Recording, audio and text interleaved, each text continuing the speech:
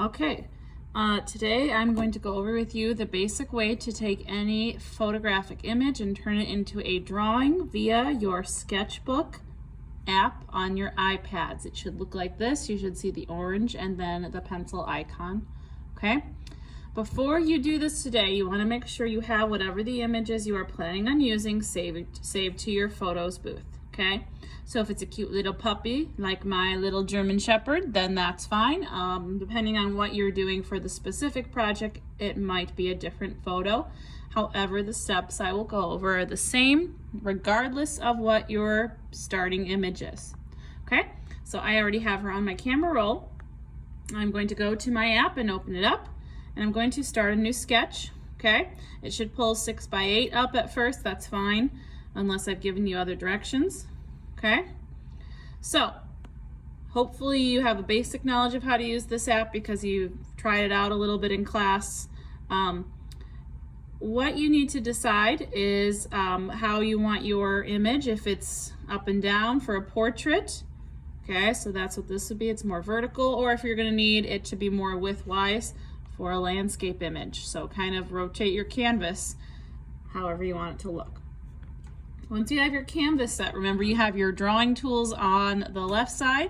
You have your source tools at the top. Okay, so where you're getting things from, or also if you're going to add other types of line or color.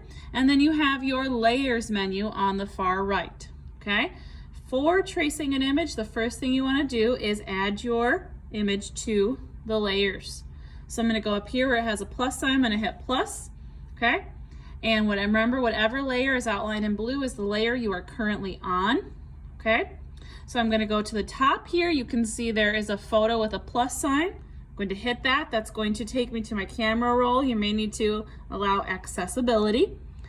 And then you are going to go to your camera roll. Okay, so select whatever the images you're using. All right, and so she's come out as kind of a portrait. So on this first phase, when you pull it up, you can zoom and pan and get it to fit into your canvas as you want it. Okay, so here is what I have thus far. All right, now it is going to be time for me now to trace over top of the photo. When you're tracing over the photo, you need to have a clear layer. Think about it as if someone gave you a photograph and you tried to trace with a Sharpie onto your photograph. You're never going to be able to take that Sharpie away from the photograph, correct? It's going to always be on that surface. What we want is a clear layer over top so that we can separate our line tracing from our photographic image. So what I've done is go to my layers button, I've hit the plus sign, and now I have what is a clear or white layer outlined in blue. Okay, and my photograph is below it, and because it's clear I can see my photograph even though my clear layer is what is selected because it's outlined in blue. Okay, so now that I have my layers in the correct order, it's time to go to my tools. I recommend the little pen tool that I already have selected here. If you hit that, you can adjust the size. In general, I like a smaller size for when I'm tracing. Make sure your opacity is all the way up so you get a nice solid line for you to trace with.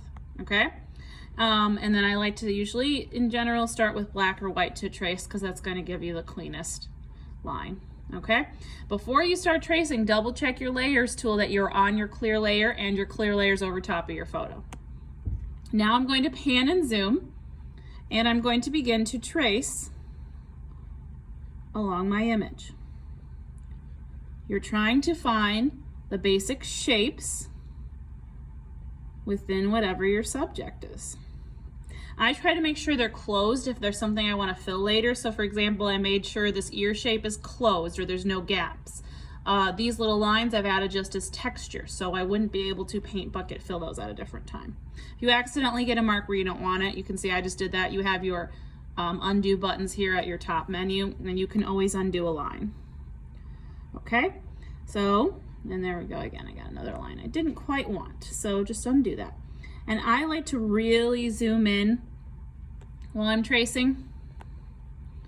That way my shapes are more accurate, especially if you're just tracing with your finger like most of us are. You can get the most control when you're zoomed in. So I made sure that those eye shapes are closed on her because I want to be able to paint bucket fill those. In contrast, some of these kind of fun little fur marks, I might want to add the texture in. Okay, got a little bit right there on her nose we don't want.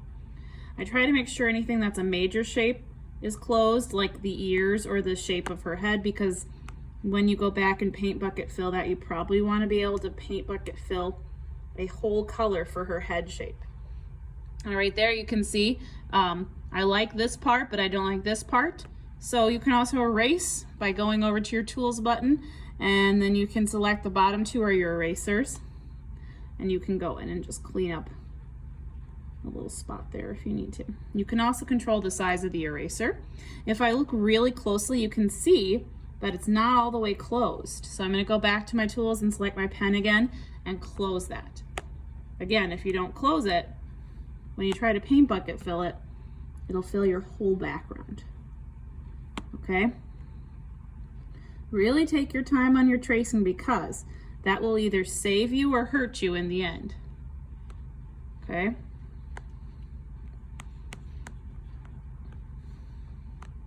Okay? At any time, if you want to see how your line drawing is coming out, you can go back to your layers and you can see there's a tiny little eye in the top left corner. If I select the eye on my photo, it's going to hide my photo temporarily so I can see my line drawing. So this is a nice way to see how things are coming out. You select the eye again to bring your photograph that you're tracing back.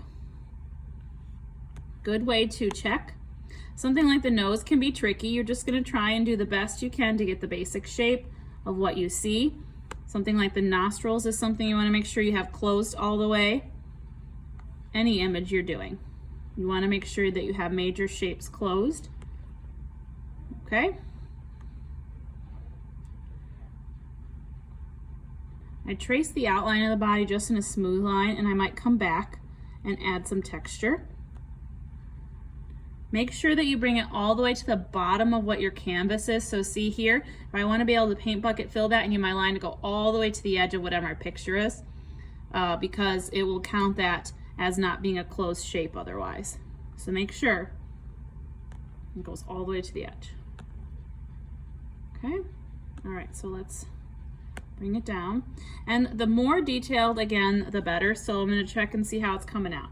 Okay, so if I look, I haven't gotten her bottom jawline here, and then I also have a place here where my line is going nowhere. So it's good to check that because I can see I still need to trace that, and I also need to end that line somewhere. Okay, you don't want to have lines that go nowhere. So right here is her little jawline, and she's just smiling with her little teeth there. Okay. All right, so let me know if you guys have any other questions. Go ahead and check things as you're going through. All right, and then we will talk about paint bucket filling it next time. Okay, so let's just check again. Here she's starting to get all of her little shapes on there and we can see them. Thank you.